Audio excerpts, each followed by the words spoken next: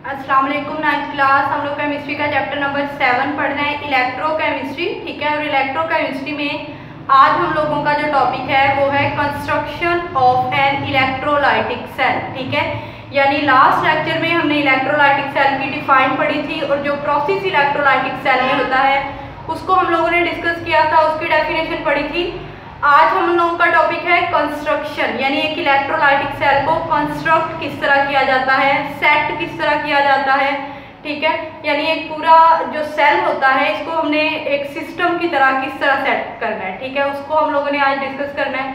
Page number 121 पे last से topic start हो रहा है, construction of an electrolytic cell. तो इस तरह से एक इलेक्ट्रोलाइटिक सेल ड्रा किया गया है। जस्ट सपोज ये एक हमारे पास सेल है, एक सिस्टम है हमारा। ठीक है, और इस सिस्टम को, इस कंटेनर ले लें आप लोग, एक सेल, एक कंटेनर को हम लोगों ने एज अ सेल एक सेटअप दिया है। ठीक है, अच्छा जी, अब उसमें हम लोगों ने लिया है एक सोल्यूशन। सोल्यूशन किस चीज़ का?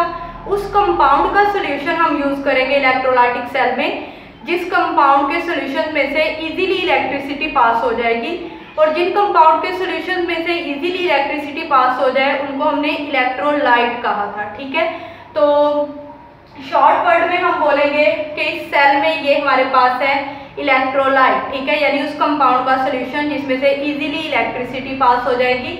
अब इस इलेक्ट्रोलाइट में डिप्ट किए गए हैं, ठीक है, यानी डुबो दिए गए हैं दो मेटल्स की रॉड। ठीक है, दो मेटल्स की रॉड, किसी भी मेटल की रॉड हो सकती हैं, और उन मेटल्स की, इन दोनों मेटल्स की रॉड को कहा जाता है इलेक्ट्रोड। ये भी इलेक्ट्रोड, ये भी इलेक्ट्रोड। ठीक है, और इन दोनों मेटल्स की रॉड को कनेक्ट कर दिया गया है एक बैटरी के साथ, क्योंकि हम लोगों ने पढ़ा था कि इलेक्ट्रोलाइटिक सेल जो है उसमें नॉन स्पॉन्टेनियस केमिकल रिएक्शन होगा, यानी वो केमिकल रिएक्शन की हम इलेक्ट्रिसिटी प्रोवाइड करेंगे तो ही केमिकल रिएक्शन स्टार्ट होगा।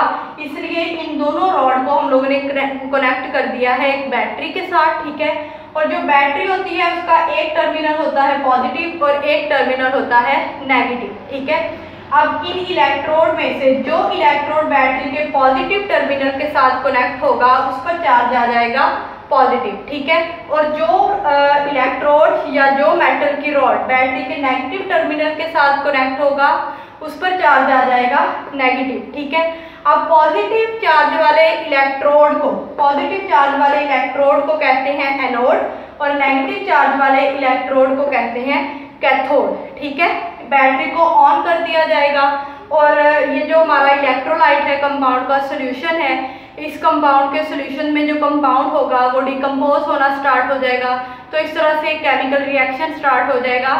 ये था कंस्ट्रक्शन ऑफ इलेक्ट्रोलाइटिक सेल। ये जो पूरा प्रोसेस है, ये फ्लो ऑफ इलेक्ट्रॉन, और इन कैथोड और एनोड के साथ भी प्रोसेसेस लिखे हैं, ऑक्सीडेशन एंड रिडक्शन प्रोसेस। ये सारी चीज़ें हम लोग वर्किंग ऑफ इलेक्ट्रोलाइटिक सेल में डिस्कस करेंगे। आज सिर्फ कंस्ट्रक्शन थी कि किस तरह से सेटअप बनाया जाता है, किस तरह से एक इलेक्ट्रोलाइटिक सेल को सेट किया जाता है। तो ये हमारा इलेक्ट्रोलाइटिक सेल है जिसमें ये इलेक्ट्रोलाइट है। इस इलेक्ट्रोलाइट में दो मेटल्स की रॉड को डिप्ट कर दिया गया है और मेटल्स की रॉड को कनेक्ट कर दिया गया है बैटरी के साथ। और इन दोनों इलेक्ट्रोड में से एक है एनोड और एक है कैथोड। एनोड पर होता है पॉजिटिव चार्ज और कैथोड पर होता है नेगेटिव चार्ज। ठीक है, ये सारी चीज़ें आप लोगों ने माइंड में रखनी है। इन चीज़ों का आप लोगों को कॉन्सेप्ट आप लोगों का क्लियर होगा तो आपको नेक्स्ट टॉपिक्स क्लियर होंगे, वरना नहीं होंगे। ठीक है।